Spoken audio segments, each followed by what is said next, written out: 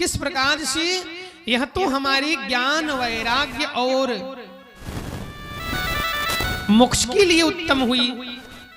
और किस लिए उत्तम है? तो इसलिए आगे कथा बताते हैं कि हम जब जन्म लेते हैं तो 3 ऋण को लेकर के जन्म लेते हैं। हम जब इस धरा पर आते हैं तो 3 लोगों का ऋण होता है। पहला ऋण है देव ऋण।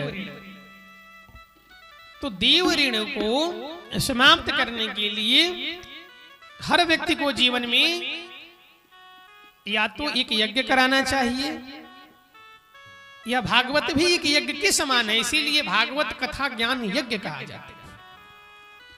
या तो एक कुआं खुदवाना चाहिए, या तो एक कन्यादान करना चाहिए, यह आवश्यक है।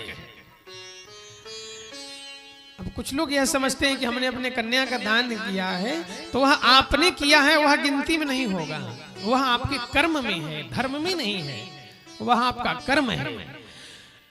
और एक ऋषि ऋण है जो दीक्षा लेने से समाप्त होता है। इसलिए हर व्यक्ति को जीवन में एक गुरु बनाना चाहिए। भगवान भी गुरु बनाए।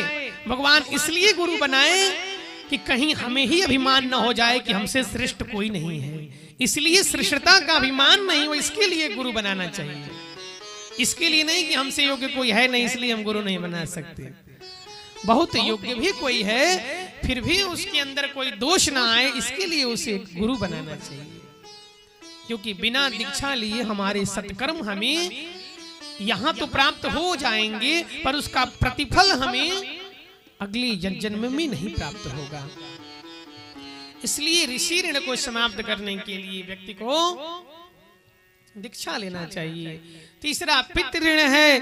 पितृ ऋण को समाप्त करने के लिए हर व्यक्ति को अपने पितरों के निमित्त, अपने घर के निमित्त, अपने घर के कल्याणार्थ श्रीमद् भागवत कथा श्रवण करना चाहिए और वंश की वृद्धि के लिए प्रार्थना करना चाहिए।